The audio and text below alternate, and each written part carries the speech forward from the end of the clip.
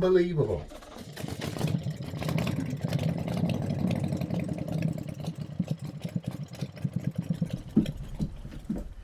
Hello, good afternoon and welcome to another episode of Cornish Motorcycle Diaries.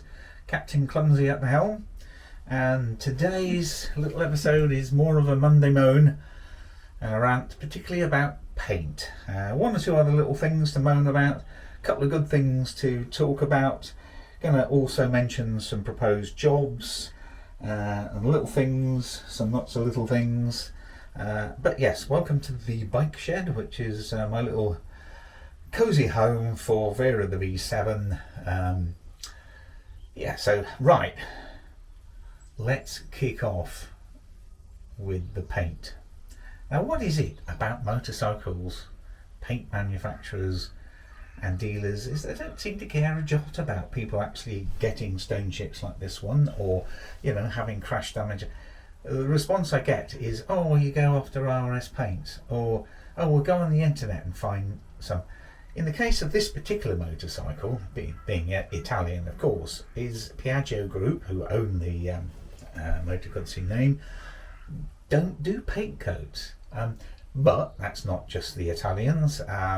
Kawasaki, I got a similar response from the Kawasaki dealer when I went to ask them about paint. Oh no, just go to RS Paint.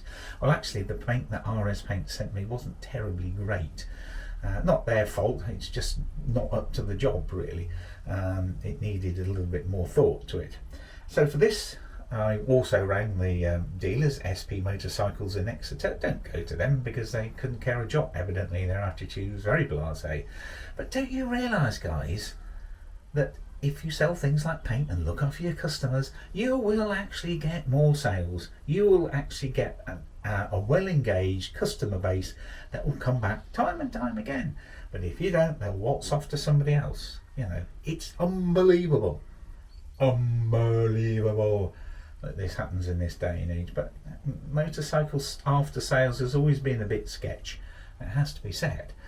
So, however, on the positive side, I did have another website I could go to, and they could give me a name for my paint, which is Moto Guzzi Rosso Le Mans, and it's a bright red paint and a swatch to match it.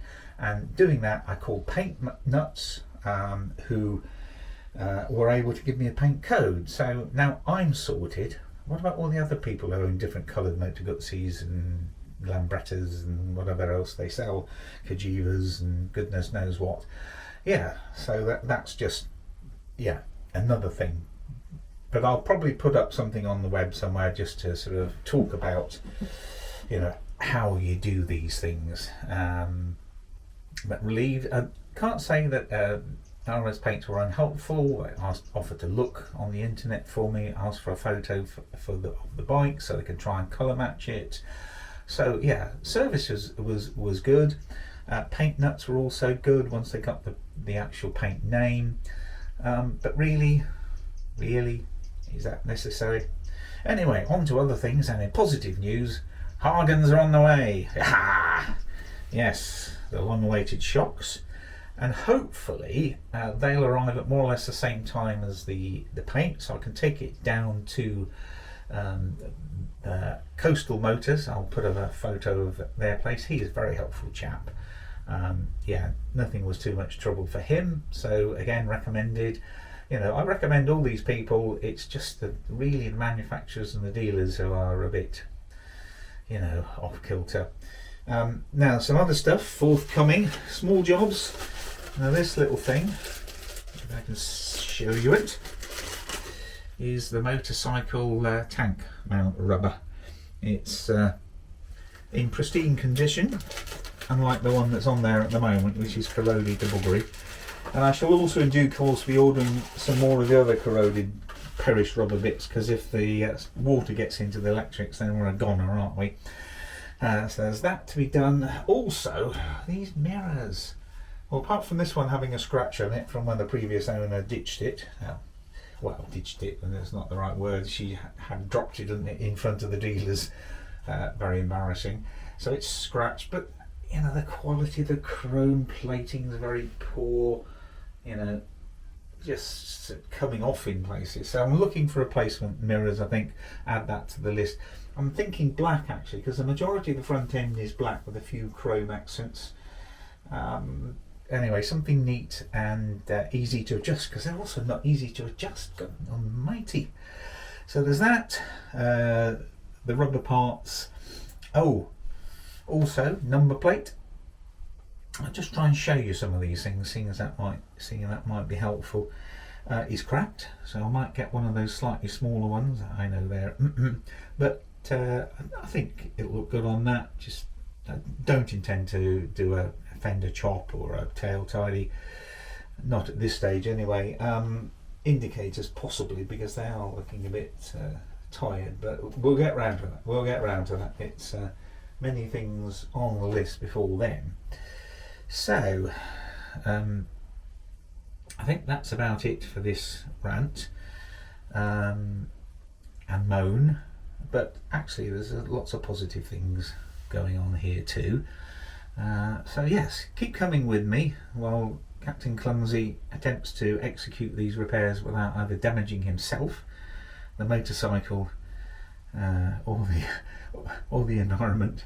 I can't promise any of these, but I'm pleased with some of the things I've done so far, certainly, and can't wait to start getting out on it properly, although there may be limited opportunities. I note that when I came in this little shed now, there's a lot of condensation on the bike, and that's the trouble. If you let the cold air in, it immediately condenses on the crankcases and various things like that, and if you don't have them protected, it's going to be a recipe for corrosion. So on the list too, more detailing, get everything up to spec, and then you cover all the nice shiny bits with sticky horrible stuff. But at the end you kind of have to do that for the winter, and you should be able to do some winter riding without damage to your bike, but I'm not going to take it out in frosty wet conditions, only dryish days, moderately warm. But yeah, everything's been held up a bit. My health hasn't been great recently. I'm coming off these medications, which also has meant I've been extremely slow down the last few days. So it's only now, and it's about what, 5:30, when I'm actually starting to get back to being me. The rest of the day I'm being like a zombie. Of course, all my friends would tell you I'm like that anyway. But yeah, so we remain optimistic and positive, and I think after the Hagons and the paint, we then go on to have the seat remodelled, and that's probably going to be the bike's one longish journey this autumn winter. That's down in Hale, so looking forward to that. Right, enough rabbiting on by me. I'll sign off now. So this is Captain Clumsy signing off until the next one. Thanks for watching.